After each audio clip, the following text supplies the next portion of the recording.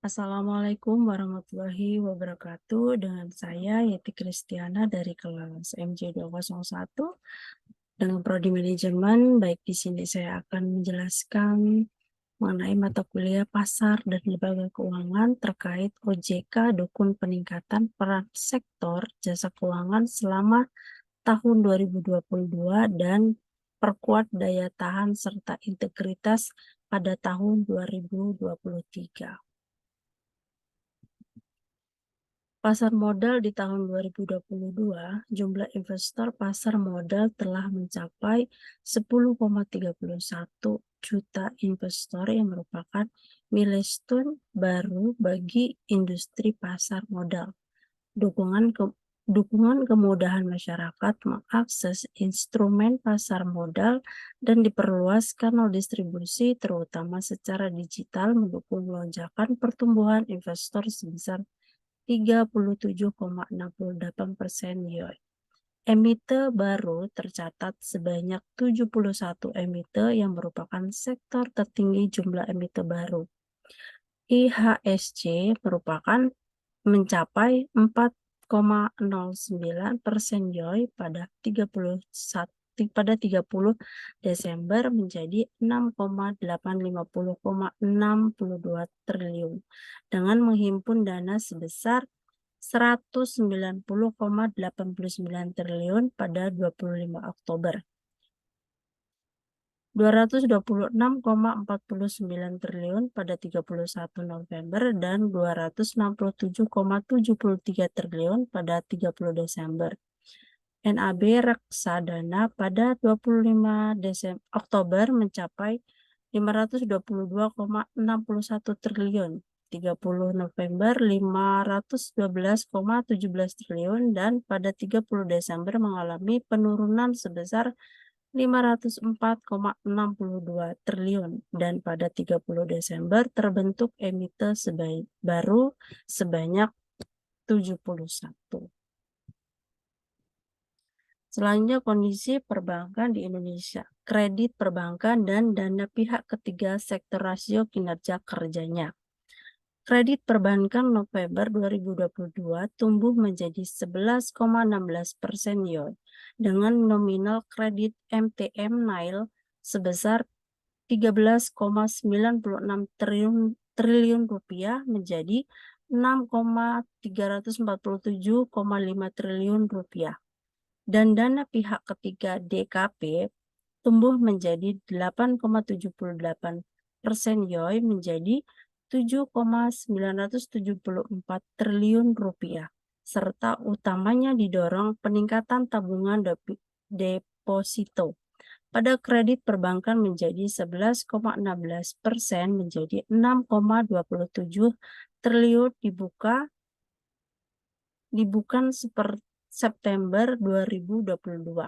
Kemudian di bulan Oktober tahun 2022 menjadi 6,334 triliun dan November mengalami peningkatan yaitu menjadi 6,347 triliun.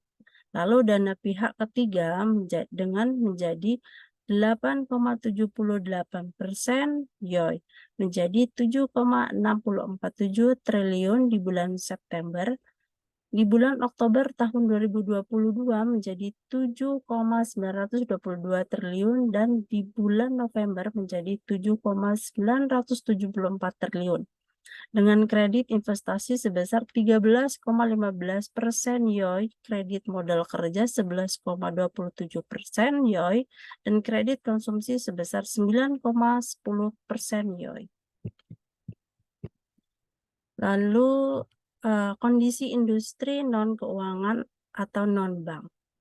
Beberapa indikator kinerja industri keuangan non-bank tetap tumbuh, di antaranya akumulasi pendapatan premi sektor asuransi, outstanding piutang pembayaran aset dana pensiun, dan outstanding vintage peer-to-peer lending. Diketahui pendapatan premi yaitu 0,44% YoY. Pada September tahun 2022 mencapai 231,16 triliun Kemudian Oktober 2022 adalah 255,2 triliun dan pada November 2022 mengalami kenaikan menjadi 280,24 triliun. Dan untuk piutang pembayaran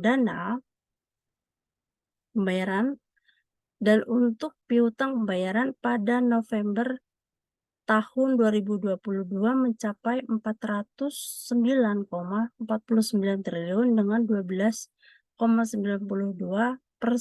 YoY, yaitu 397,42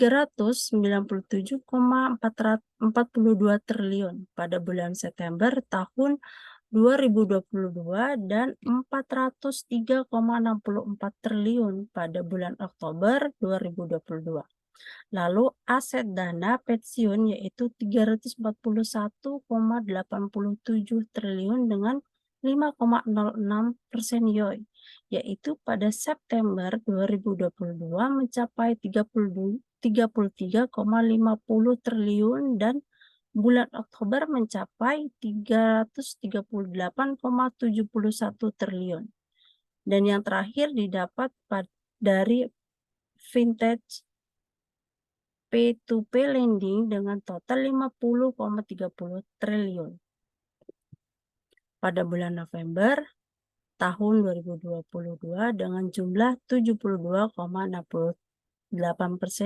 YoY dengan 48,74 triliun pada bulan September tahun 2022 dan 49,33 triliun pada bulan Oktober tahun 2022.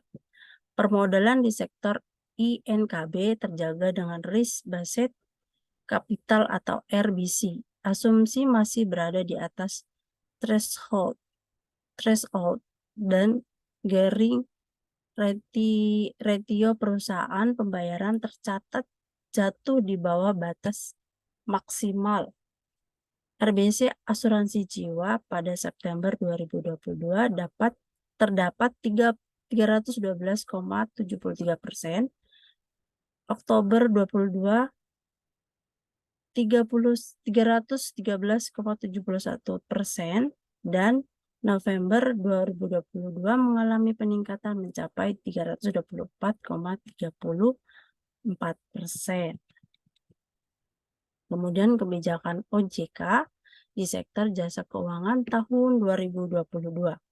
OJK telah mengambil beberapa kebijakan antisipasi dan terukur di tahun 2022 dalam rangka menjaga stabilitas sektor jasa keuangan, memperkuat ketahanan industri dan meningkatkan dukungan sektor keuangan dalam pemulihan perekonomian nasional, yaitu satu, mitigasi peningkatan risiko eksternal terdapat stabilitas sektor jasa keuangan.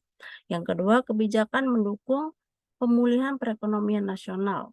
Kebijakan presidensial mendukung program percepatan kendaraan bermotor listrik berbasis baterai atau KBLBB serta pengembangan industri hulu. Kebijakan mendukung pemulihan ekonomi terutama yang berdampak bencana. Relasi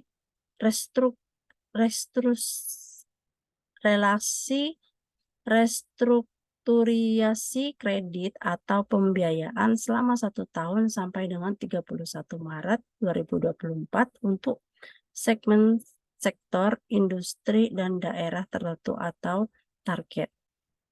Ketiga, penguatan infrastruktur sektor jasa keuangan.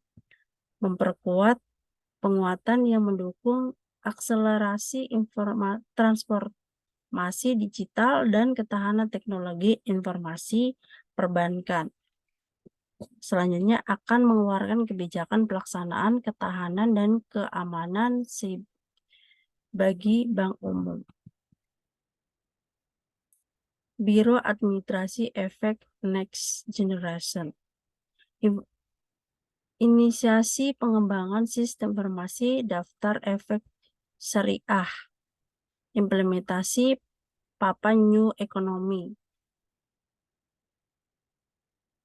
Regulasi untuk kemudahan akses masyarakat dalam mendapatkan produk atau layanan asuransi terutama secara digital. Kemudian meningkatkan kompetensi SDM di sektor jasa keuangan. Yang keempat, penguatan pengawasan serta integrasi di pasar dan sektor keuangan. Yang pertama, mendukung penerapan sektor Basel Forms, mendukung prinsip kehati-hatian dan pengelolaan risiko dalam menyediakan dana atau menyalurkan dana BPR dan BPRS melalui penelitian peraturan OJK nomor 23/POJK 02/2022. Penyempurnaan pengaturan untuk merekomendasi pembangunan industri vintage P2P menyusun kerangka pengaturan pengawasan ASABRI, meminta perusahaan asuransi untuk segera melakukan monitoring terhadap kinerja tenaga pemasaran atau agensi asuransi, meminta perusahaan asuransi untuk segera melakukan registrasi ulang pada produk asuransi unit link yang telah dipasarkan. Meminta LJKNB untuk lebih prudent dalam menyalurkan pembiayaan pinjaman untuk mengantisipasi agar kejadian kasus penipuan berkedok investasi yang menyeret korban mahasiswa dan masyarakat umum tidak terulang. Yang kelima, peningkatan literasi dan inklusi keuangan serta penguatan perlindungan dokumen. Yang pertama, Survei Internasional Literasi dan Inklusi Keuangan 2022 dengan tingkat literasi keuangan 49,68% dan tingkat inklusi keuangan 85,10%. Selanjutnya meluncurkan mobil sarana informasi mobil literasi dan edukasi keuangan atau Simolek Edutainment, melaksanakan program of motive action dengan mengintensikan edukasi keuangan vulnerable group, melaksanakan program desa cakap keuangan berupa training of trainer kepada perangkat desa maupun ibu-ibu PKK, mendorong informasi digital edukasi keuangan melalui memanfaatkan learning management system, memperkuat pengaturan perlindungan konsistem yang seimbang melalui penerbitan peraturan OJK nomor 6 tahun 2022, mendorong perusahaan asuransi untuk mendapatkan optimal function internal dispute resolution, meningkatkan awareness terkait investasi dan kegiatan pasar modal yang sehat serta mencegah kerugian masyarakat melalui literasi dan edukasi berkelanjutan. Yang keenam, upaya enforcement atau penegakan hukum. Di bidang pasar modal, 217 tindakan pengawasan dalam bentuk pemeriksaan teknis dan pemeriksaan kepatuhan. 19 perintah tertulis, 1,057 surat sanksi. Penegakan secara tegas ketentuan modal inti bank umum, menyelesaikan 20 perkara penyidikan tindak pidana di sektor jasa keuangan. Penindakan terhadap 698 pinjaman online ilegal, 106 entitas investasi ilegal, dan 91 entitas gadai ilegal oleh Satgas Waspada Investasi. Rencana membuka posko pengaduan investasi ilegal dan pinjol ilegal di sekitar kantor regional. yang akan dilakukan secara bertahap.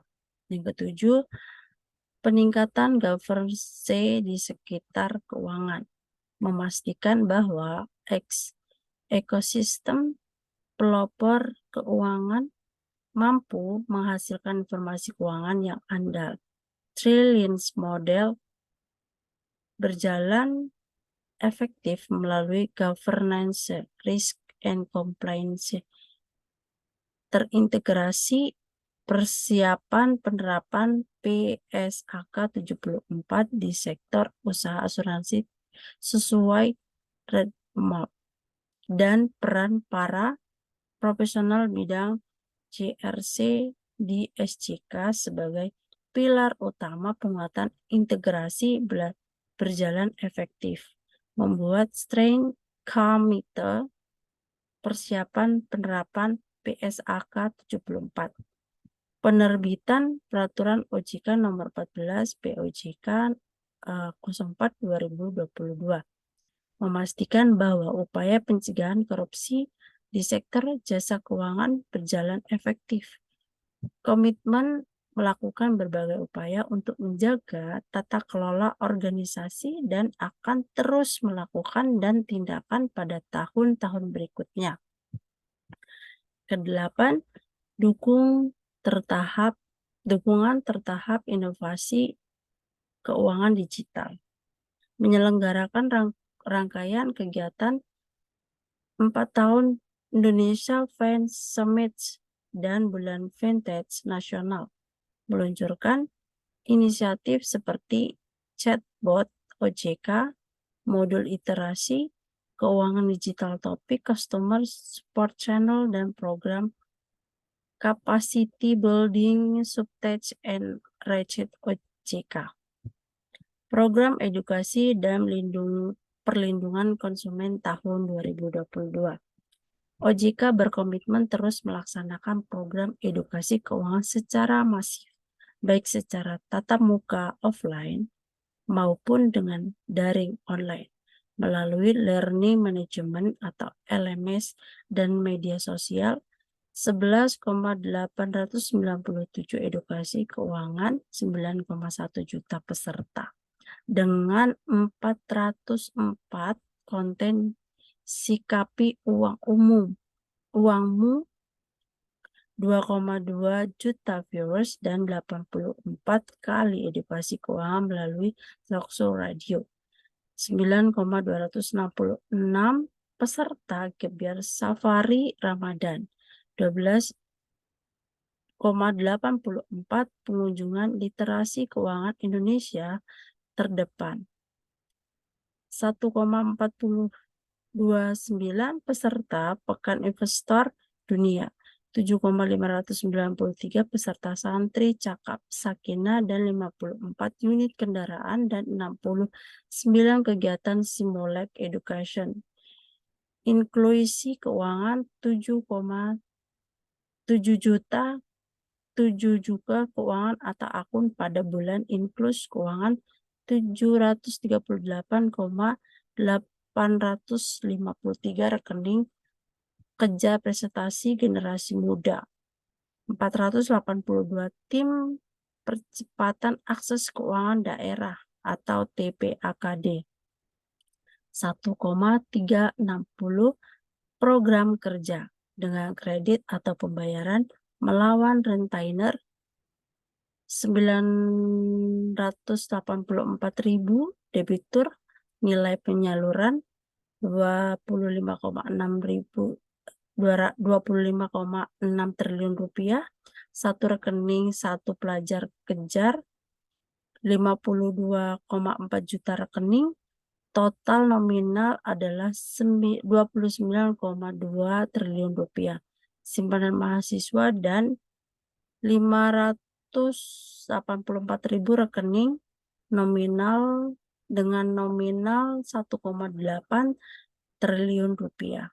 14,764 pengaduan, perbankan 7,419 pengaduan, pasar modal 93 pengaduan, IKNB 7,252 pengaduan. 17,960 iklan sektor jasa keuangan yang dipantau Januari sampai September 2022. 426 iklan melanggar ketentuan yang berlaku dan OJK telah mengeluarkan surat pembinaan dan pemerintahan menghentikan pencantuman materi iklan kepada PUJK. Sektor keuangan tahun 2022. Secara opini, Orintas Jasa Keuangan OJK merupakan lembaga negara yang dibentuk berdasarkan Undang-Undang Nomor 21 Tahun 2021 yang berfungsi menyelenggarakan sistem pengaturan dan pengawasan yang terintegrasi terhadap keseluruhan kegiatan di dalam sektor jasa keuangan, baik sektor perbankan, pasar modal, dan sektor jasa keuangan. OJK mempunyai tugas melakukan pengaturan dan pengawasan terhadap kegiatan jasa keuangan di sektor perbankan, sektor pasar modal, dan sektor IKNB. OJK juga memiliki tugas utama yaitu melakukan pengawasan pada sektor terkait serta lembaga ini mengawasi semua kegiatan di sektor keuangan.